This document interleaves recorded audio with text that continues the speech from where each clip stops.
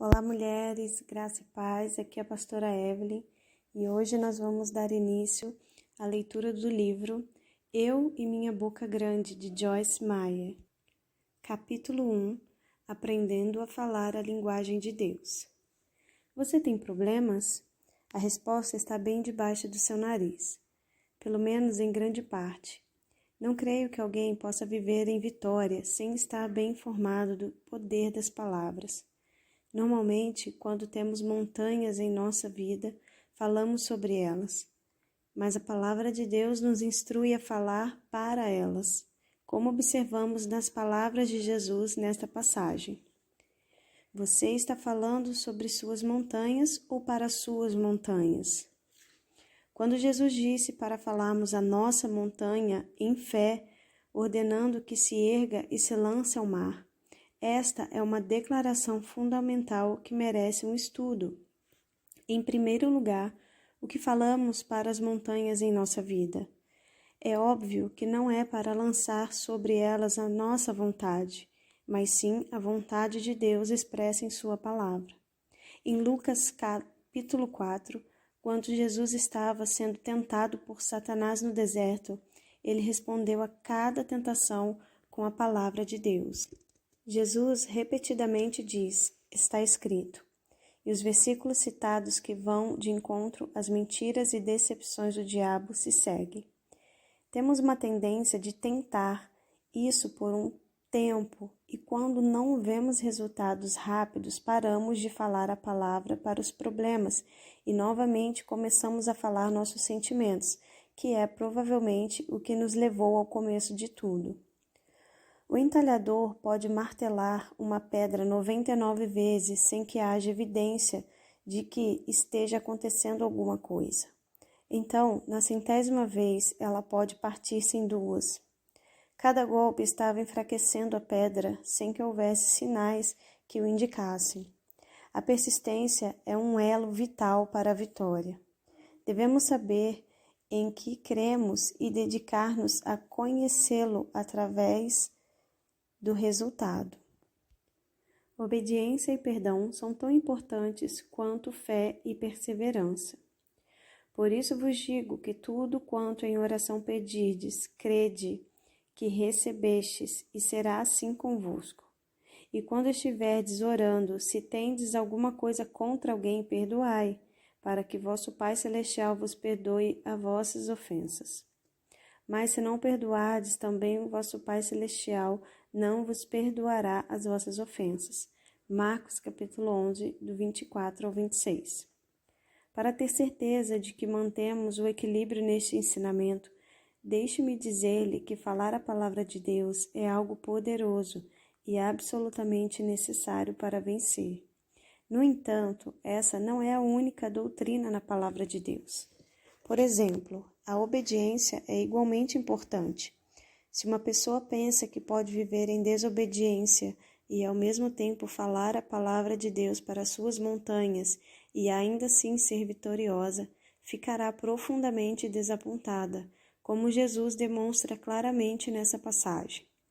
Marcos capítulo 11, do 22 ao 26, deve ser considerado como um todo. No versículo 22, Jesus disse que devemos ter fé em Deus. No versículo 23, ele ensina a liberar a fé falando para as montanhas.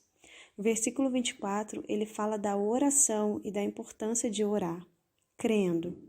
No versículo 25, Jesus manda perdoar. E no versículo 26, ele afirma claramente que se não perdoarmos, também nosso Pai Celestial não perdoará as nossas ofensas. Não há nenhum poder em falar a uma montanha se o coração estiver cheio de falta de perdão. E esse é um problema endêmico entre os filhos de Deus.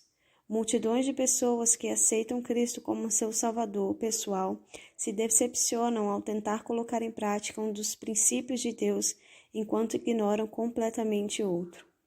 Obediência é o tema central da Bíblia. Para muitos de nós, a vida está um caos por causa da desobediência. A desobediência pode ser resultado de ignorância ou de rebelião. A única maneira de sair do caos é arrepender-se e retornar à submissão e à obediência. Não ignore os sis e os mas. Se atentamente ouvires a voz do Senhor teu Deus, tendo cuidado de guardar todos os seus mandamentos que hoje te ordeno, o Senhor teu Deus te deixará, te exaltará sobre todas as nações da terra. Se ouvires a voz do Senhor teu Deus, virão sobre ti e te alcançarão todas essas bênçãos. Deuteronômio 28, do 1 ao 2. Por favor, observe os sis nesta passagem. Com muita frequência, escolhemos ignorar os sis e os mas na Bíblia. Considere, por exemplo, 1 Coríntios, capítulo 1, 9 e 10. Fiel é Deus, confiável, fidedigno e, portanto, verdadeiro em suas promessas, e podemos depender dele, pelo qual fostes chamados à comunhão do seu Filho Jesus Cristo, nosso Senhor. Rogo-vos, irmãos, pelo nome de nosso Senhor Jesus Cristo, que faleis todas as mesmas coisas e que não haja entre vós divisões, antes sejais inteiramente unidos na mesma disposição mental e no mesmo parecer. Deus é fiel e nos beneficiamos dessa fidelidade a honrá-lo em obediência nos relacionamentos. A obediência não muda Deus, ele é fiel apesar da desobediência. A obediência, no entanto, abre a porta para a bênção que já foi liberada por causa da bondade de Deus. Este livro seria uma tragédia na minha avaliação se eu não tentasse ensinar que podemos receber o que dizemos sem esclarecer que isso deve se aliar com a palavra de Deus e sua vontade. Falar para nossas montanhas não é um passe de mágica ou encantamento que usamos quando estamos com problema, ou quando queremos alguma coisa e continuamos num estilo de vida desobediente e carnal. Eu, porém, irmãos, não vos pude falar como a homens espirituais, e sim como carnais, como a crianças em Cristo. 1 Coríntios 3:1. Enquanto estivermos na carne, devemos orar e esperar que Deus nos mostre misericórdia e não nos dê o que pedimos. Falamos muitas coisas que são da nossa vontade e não da vontade de Deus, simplesmente porque não conhecemos a diferença.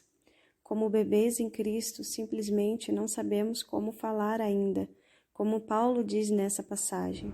Assim como bebês naturais devem aprender a falar a língua dos mais velhos, assim os cristãos devem aprender a falar a maneira de Deus, aprendendo a falar a linguagem de Deus. Ora, todo aquele que se alimenta de leite é inexperiente na palavra da justiça, porque é criança. Mas o alimento sólido é para os adultos, para aqueles que pela prática têm as suas faculdades exercitadas para discernir não somente o bem, mas também o mal. Hebreus capítulo 5, 13 e 14. Precisamos de tempo para aprender a palavra de Deus e conhecer seu coração. Embora muitas coisas estejam claramente definidas na palavra e seja óbvio qual é a vontade de Deus, há outras coisas que não estão escritas em preto e branco. Devemos conhecer o seu coração e ser guiadas pelo seu espírito. A Bíblia não diz que tipo de carro comprar ou quando vender a casa e comprar uma nova ou em qual empresa trabalhar. Quando trabalhamos em uma empresa e queremos uma promoção, esse desejo pode ser a vontade de Deus para nós, mas também pode ser cobiça. Como saber a diferença? O tempo é a resposta. Leva tempo para conhecer a Deus, conhecer seu próprio coração e ser totalmente sinceros com nós mesmos e com Deus. Leva tempo para aprender sobre motivações e discernir se as nossas são puras. Nada tendes porque não pedis. Pedis e não recebeis porque pedis mal, para esbanjares em vossos prazeres. Tiago, capítulo 4, verso 2 a 3. Uma vez ouvi dizer que uma pessoa de fé nunca orará, se for da tua vontade. Não houve nenhuma outra explicação, Portanto, como uma recém-convertida, tomei a declaração ao pé da letra. Da mesma forma, ouvi que eu poderia ter o que dissesse, mas ninguém me falou que eu precisava crescer. Talvez alguém tenha dito, mas estava tão cheia de mim mesma que não ouvi. Estava totalmente fora do equilíbrio. Eu queria o que queria e pensei que tinha encontrado uma nova forma de conseguir. Há algumas coisas tão claras na palavra de Deus que não temos que orar se for da tua vontade. A salvação é um bom exemplo. Em 1 Timóteo, capítulo 2, versículo 3 a 4, a Bíblia declara que é da vontade de Deus que todos sejam salvos e cheguem ao seu pleno conhecimento. Eu nunca oraria, querido Pai Celestial, peço em nome de Jesus que salves alguém da minha família, se for da tua vontade. Eu já sei que é da vontade de Deus salvar aquela pessoa. Tiago, capítulo 4, versículo 2, diz que não temos porque não pedimos. O versículo 3 diz que às vezes pedimos e não recebemos porque pedimos mal e por motivos egoístas. Percebo que às vezes é difícil pensar isso de nós mesmos, contudo é verdade, principalmente para o crente que não permitiu o processo de purificação de Deus em sua vida. Nesse estado, uma pessoa tem Deus dentro dela, mas também tem uma abundância de si mesma.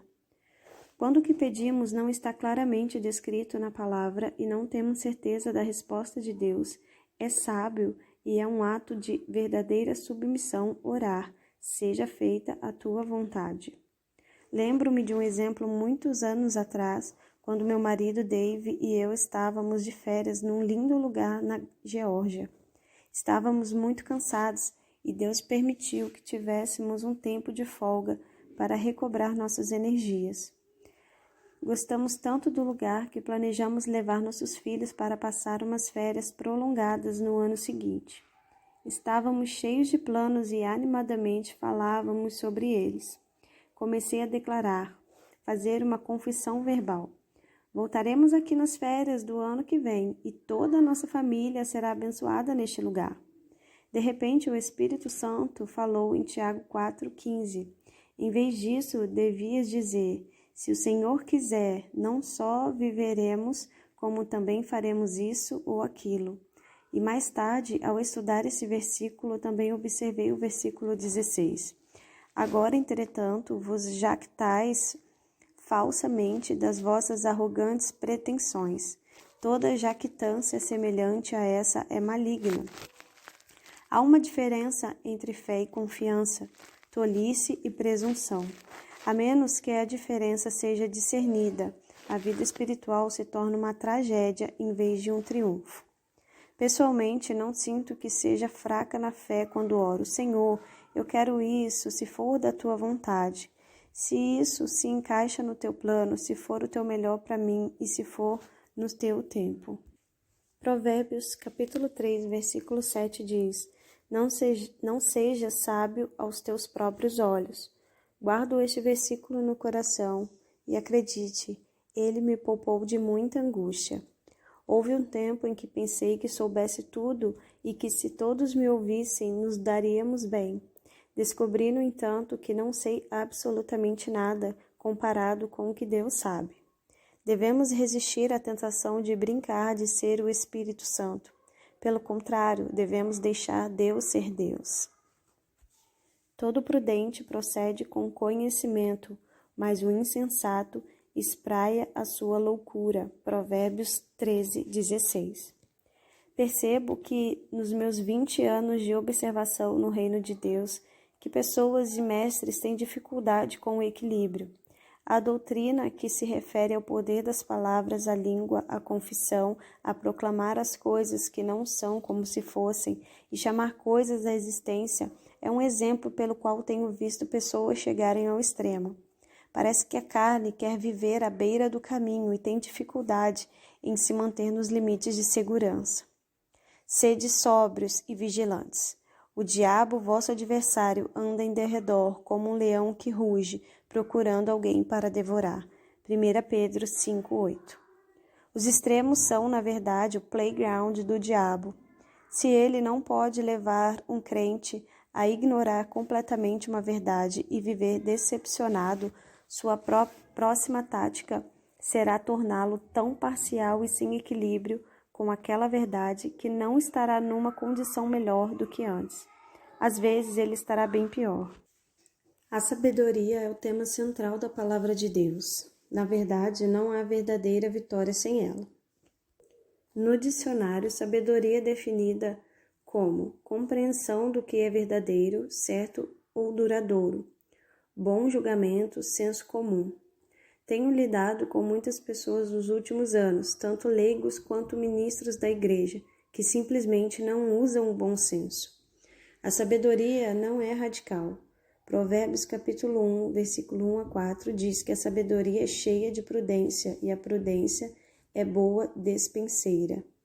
Nesse mesmo dicionário, prudência é definida como administração cuidadosa, economia.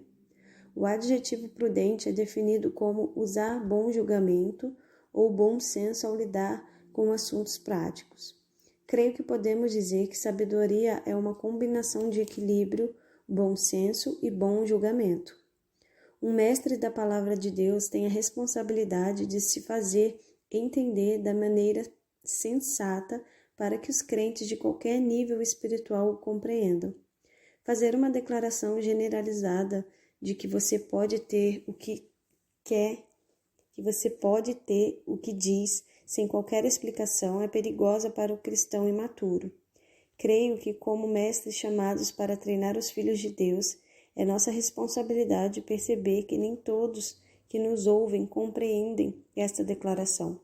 Significa que você pode ter o que diz, se o que diz está alinhado com a palavra e a vontade de Deus naquele momento particular.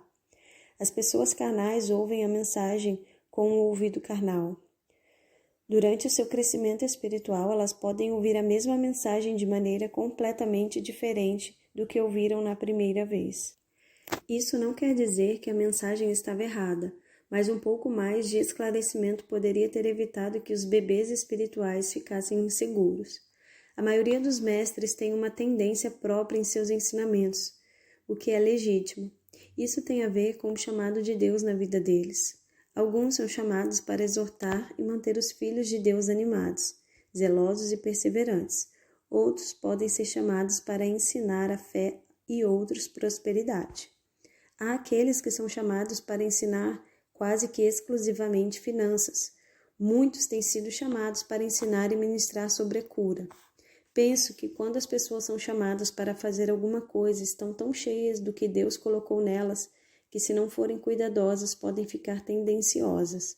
Podem começar a agir como se o que estão ensinando fosse a única coisa importante na Bíblia.